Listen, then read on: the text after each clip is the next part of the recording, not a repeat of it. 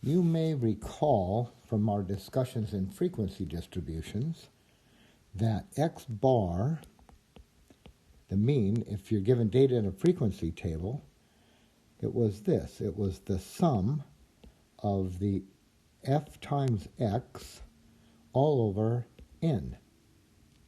Now I'm just going to rewrite this slightly. X bar equals, I'm going to write it this way, the summation of x times f over n.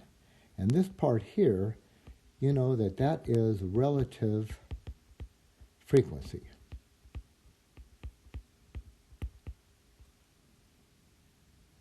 And probability, yeah, it is. That's right. Probability is defined as relative frequency.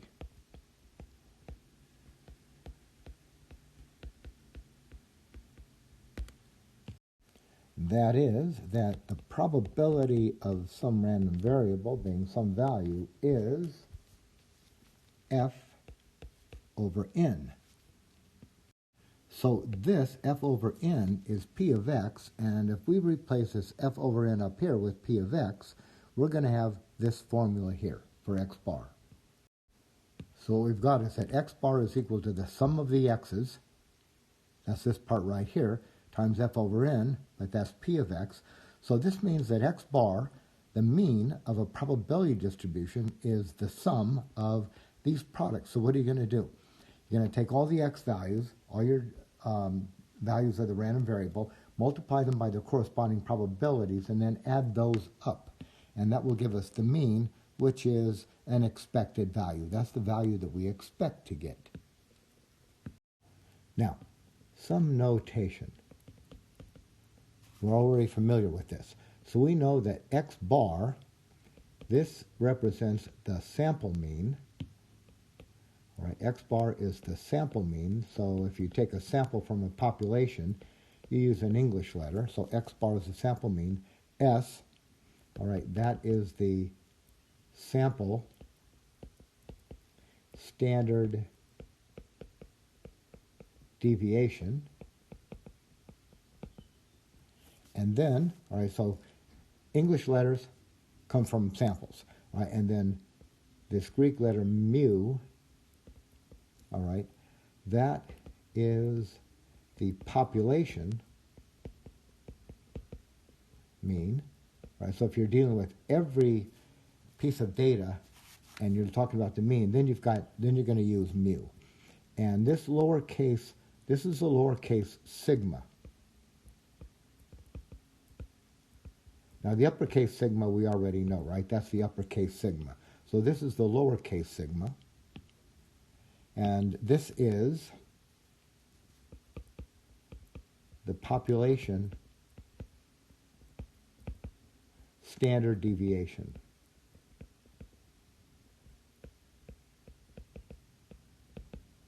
So x bar, sample mean. S, sample standard deviation. Mu, population mean. Sigma, population standard deviation. So what we have so far is this, that x bar, that's equal to, all right, the sum of the x times p of x if you're dealing with a sample, and mu, all right, that's going to be the summation of x times p of x again, but this means that we've got every x in the entire population. Here we're just dealing with the x's from a sample. Let's finish that off. And we'll put these in boxes because they are important. All right, and this will be the sample mean of a probability distribution, and this is the population mean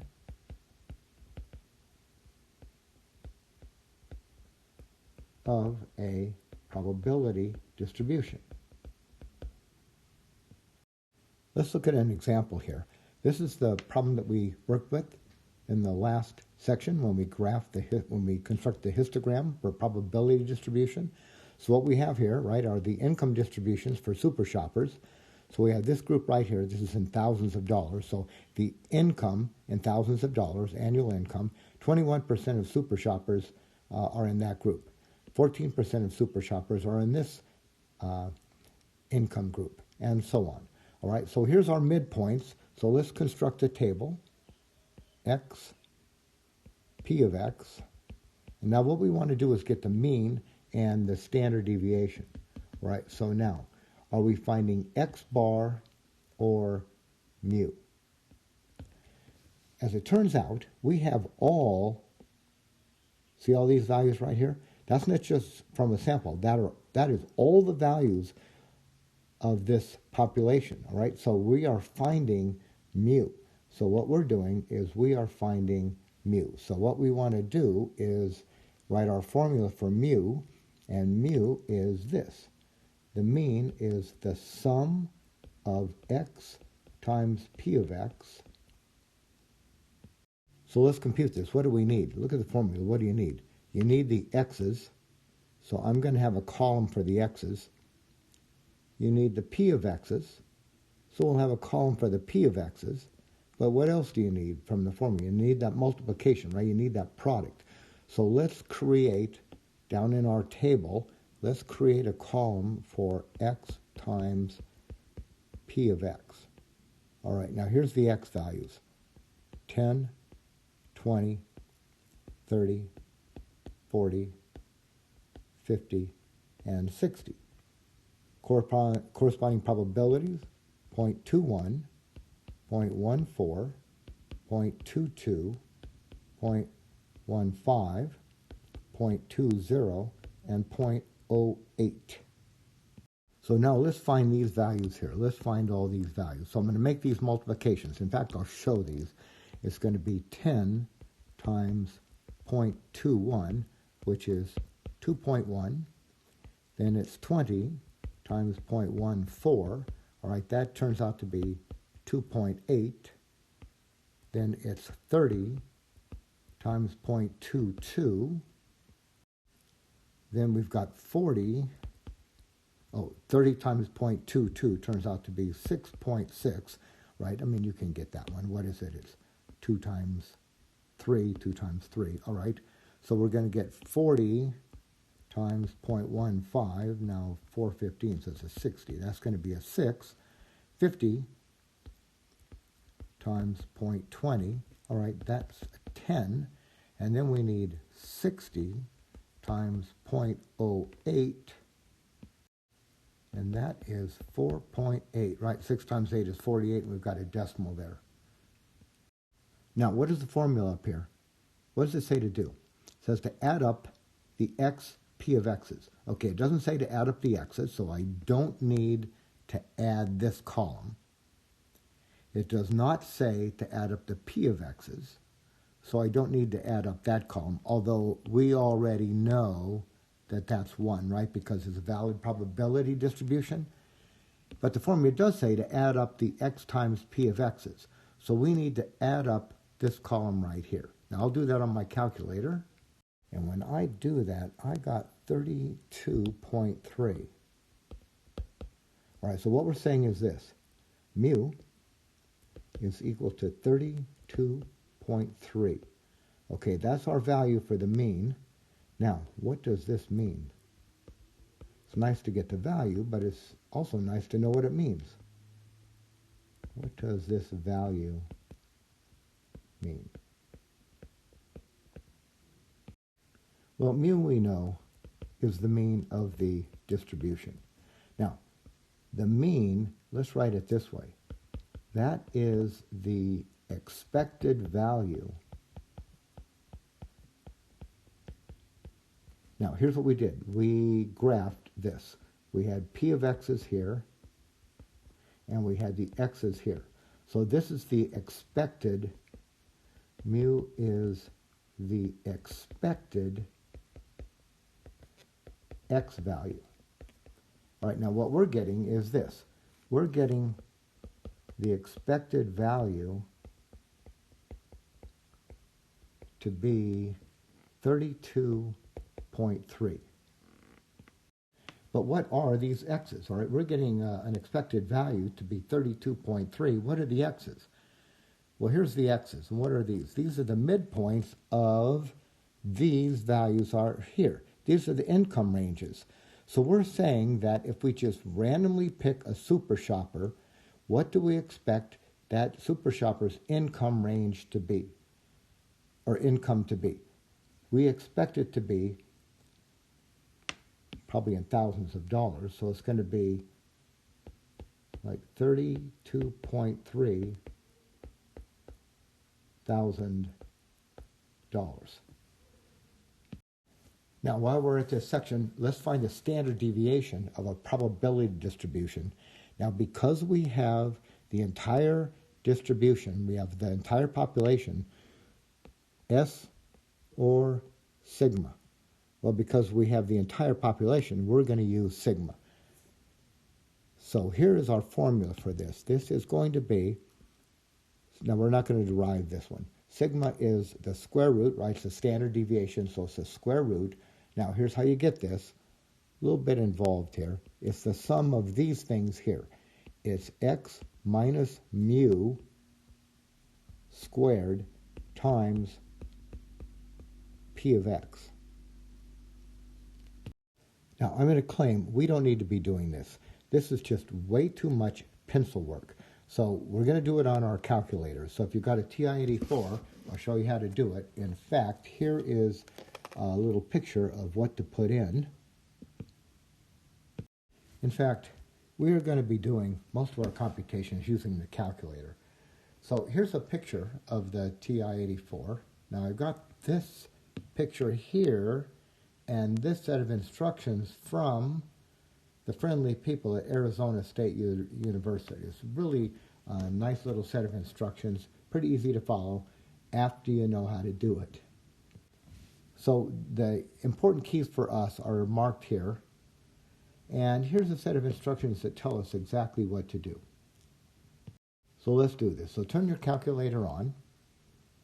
Now press the stat key. Now here's the stat key, right? Here's the stat key right here. I'm going to call this, disregard this row here. I'm going to call this row 1, row 2.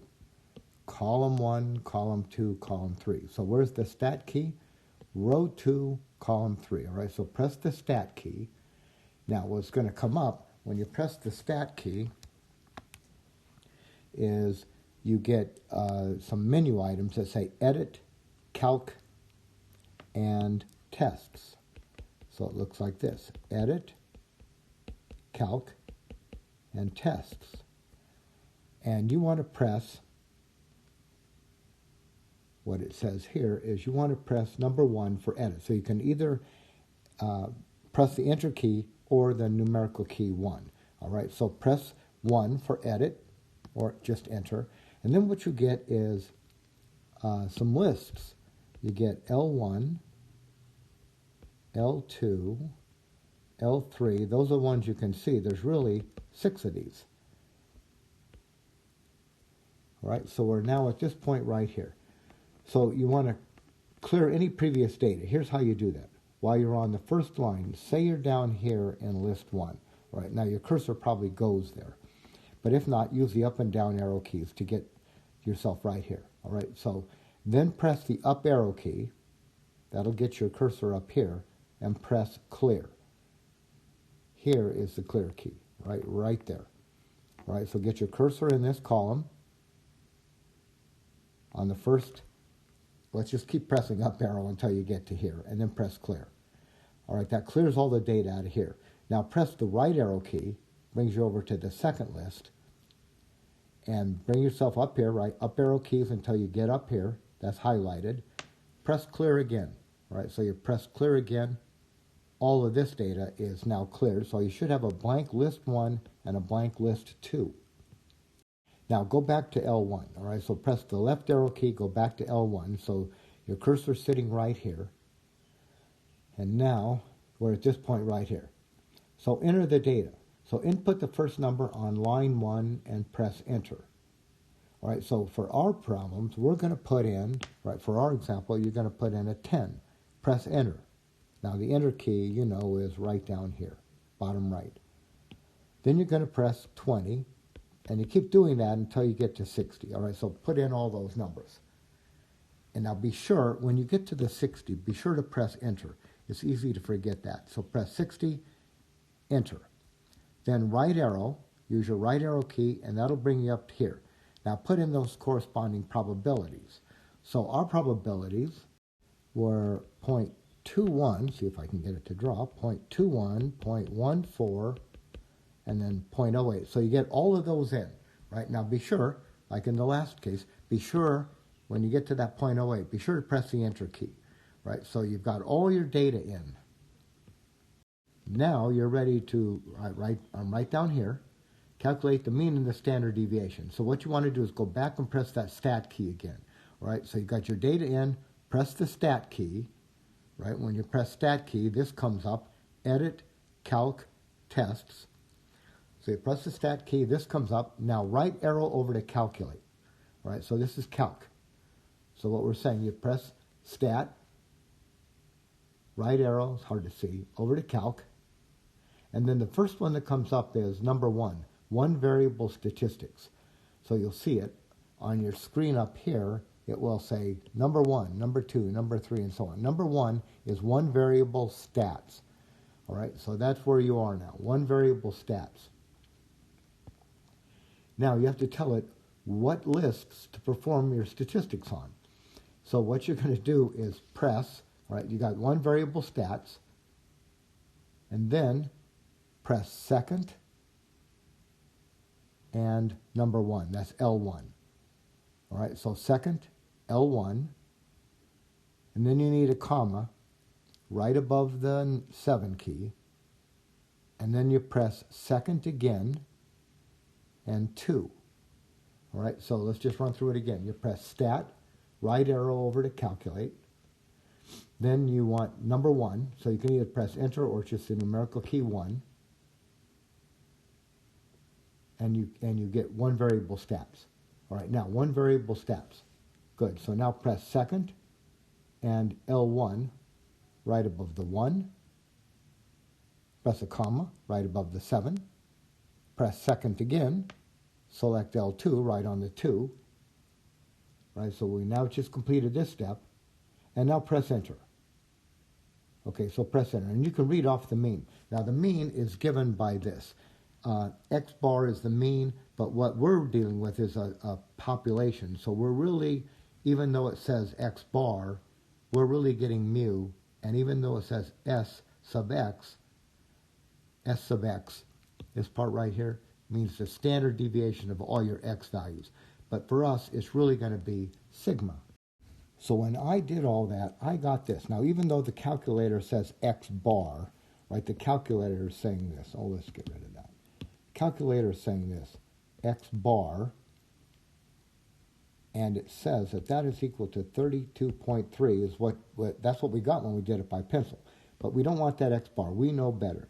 This is mu is equal to 32.3. Now follow it down a little bit. It does a lot of work for us. It adds up the X's,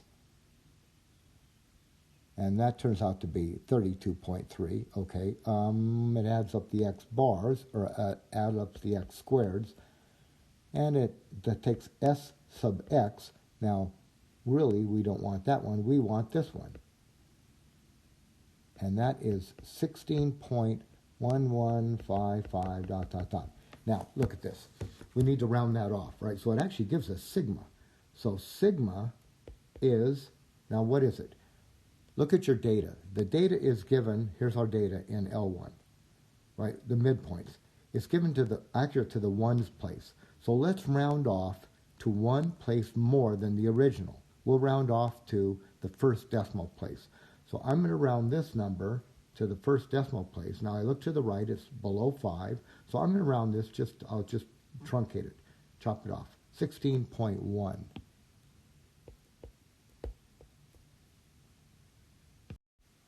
Now, I'm going to conclude that's the answer, but for some reason the book is giving sigma to be 16.12, and this, of course, is in thousands of dollars, right? It's all in thousands of dollars.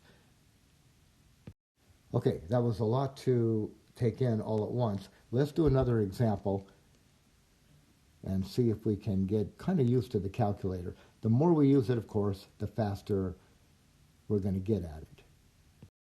All right, this is problem number 14 in my edition of the book, the 12th edition. It says this: USA Today reported that approximately 25% of all state prison inmates released on parole become repeat offenders while on parole. Now, suppose the Board of Parole is examining 5 prisoners up for parole. So let X equal the number of prisoners out of 5 who become repeat offenders. All right, so what is X? X is the number out of our 5 who become repeat offenders. Now, this table here apparently can be used to compute probability assignments for the X distribution. Now, how do we know these probabilities? That came from this study, all right, some kind of a study. All right, so here's our table, our X values, and our probabilities. Okay, can we find the probability that one or more, all right, let's just do these now. Here's part A. All right, what's the probability that one or more, okay, I'm going to write this, one or more become repeat offenders, okay? Find the probability that one or more will become repeat offenders. All right, so I'm going to write it in English first. So I've got it, one or more in English. Now, here's how I'm going to say that. X is the number of parolees who become repeat offenders. So I'm going to write X. Now, one or more, greater than or equal to 1.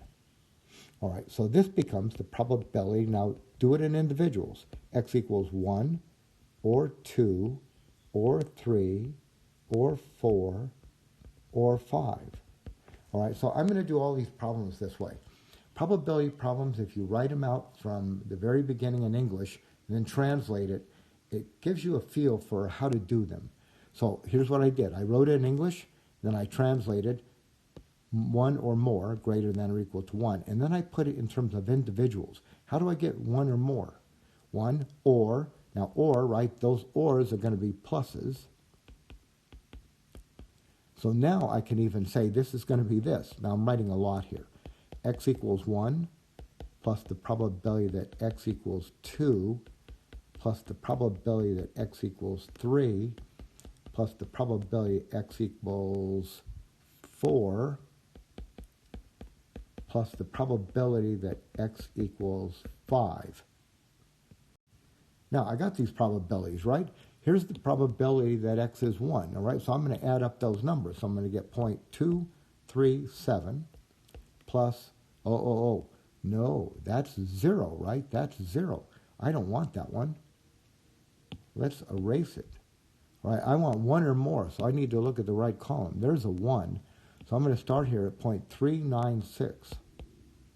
0.396 plus. Now for 2, it's 264 plus 0.264 plus for 3, 088. And for 4 is 0.015. And for 5 is 0.001. Okay, now we need to add these up. So when I did this. I got the probability that one or more prisoners on parole become returned. This is equal to 0.764. Okay, that's just the probability that one or more, right up here in part A, this is the probability that one or more of the 5 will become repeat offenders. All right, so about a 76% chance one or more are going to become repeat offenders. Now, part B says, what is the probability that 2 or more will become repeat offenders? All right, so I'm looking at this. What's the probability X is greater than or equal to 2? It says 2 or more, so the 2 is included. And that becomes this. What's the probability that X equals 2 or 3 or 4 or 5? Right, now we're going to add these, right, like we did down here. Why did we add them? Well, do you remember that section on probability? If we have mutually exclusive events, we can add them together. And these events, this is exactly 2. If you get exactly 2 parolees becoming repeat offenders, you can't get exactly 3 at the same time. Right? So they are mutually exclusive, so we can just add these up. So this is going to look like this. This will be the probability that x is 2 plus the probability x is 3 plus the probability x is 4 plus the probability x is 5. And these probabilities are, now let me be sure I get the right one this time, I want a 2. So I get 0.2, I get 0.2, let me try that again, 0.264. And then for 3, we get the 0.88, 0.088. For 4, we're what, the 0.015, and then we get the 0.001 for 5. And then when I do all of this, I end up with the probability of 2 or more being 0.368. Now, I could have done all that, right? I mean, this is what we've got. We got 2 or more being the 368. But what I already know this one down here. This one here is 1 or more. This is 2 or more. So what if I just take out, come down here, take out the 1, see what's left is exactly this one. So why don't I just do this? Instead of all that work, I could have done this. Take the 0.764, subtract off that one, the 396, and sure enough, you're going to get 0.368. Right, now part C says, what is the probability of 4 or more? Is that what it says? Part C? 4 or more. Okay, all right, so 4 or more. What is this? If I'll write it in English, and then I'll say probability that what? X is greater than or equal to 4. That's the probability. Now make it in terms of in exactly. Probability X is 4 or 5. Or 5. All right, so let's just do this. It's going to be X is 4 plus the probability that X is 5. And now this is going to be, for 4, is 0.015, and for 5 is 0.001. I think I can see that. It's going to be 0.016. Now, I'm doing a lot of writing here, right? I'm writing all of these out in detail. Now, if I'm trying to demonstrate my work for somebody, I'm going to write it all the way out, or if I just want to be able to follow it myself. If I just need to do this quickly and get a number for it, maybe I don't need to write all this. You know, I kind of have an idea of what I'm supposed to do. So I'm just going to write this, all of this, if I'm making a presentation to someone. And this is good mathematical organization. Now, what is D and E? Compute the mean and the standard deviation. All right, now we're going to do that on the calculator.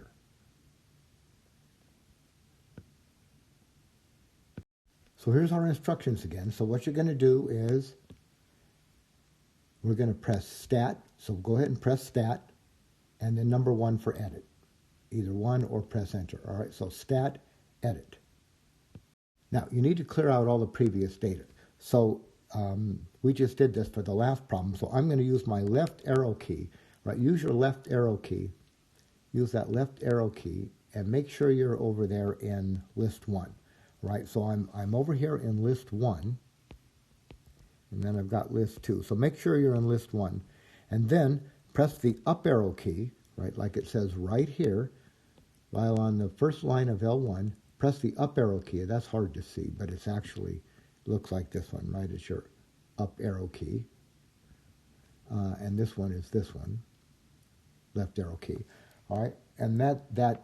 When you press the up arrow key, it takes you right here. So your cursor's right here. You can see it highlighted. Now, while you're there, press the clear button. That's the next part. Press clear. All right, so here's clear. Right there. Press clear. And enter. All right, press clear. And then it doesn't say it here, but you need to press enter. All right, so press clear and enter. And then all that data is gone, right? This is now all blank. Now use your right arrow key. All right, so press the right arrow key. Now that takes you over to L2, right? So now you're over in L2. You're right over here. Now make sure you're on the first line. Now press the up arrow key. You're going to press up arrow, so you're right here. That's highlighted. And then again, press clear and enter, right? So I'm doing it as I talk. Press clear and enter. And now all that data disappears from the last problem, right? So these two lists are now blank. Now we're ready to put the data in. So use your left arrow key and make sure you're over here in list 1. Okay, use your left arrow key, make sure you're over here in list 1, and now enter the numbers. So you're going to enter them like this. You're going to enter 0, oh, I don't like that color. Okay, 0, enter, right? So type in 0, press the enter key to make it happen, and then type 1, enter, 2, enter, 3, enter, 4, enter, 5, enter. Now make sure you press enter after the 5. Now press the right arrow key, and that's going to put you over here in list 2. It should put you right here. Now type in these probabilities.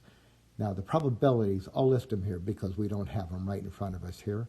But the probabilities are 0.237, 0.396, 0.264,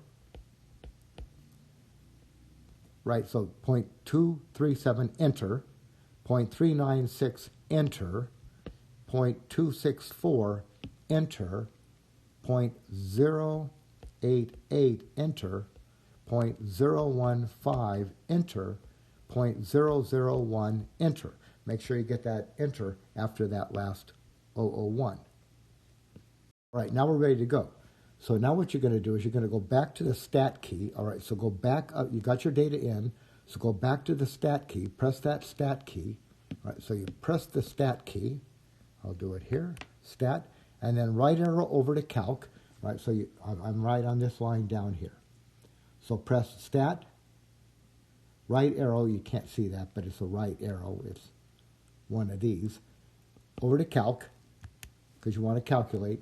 And then the first thing that comes up is one variable stats, right? So this is in number 1. It says one variable statistics, because we have only one variable.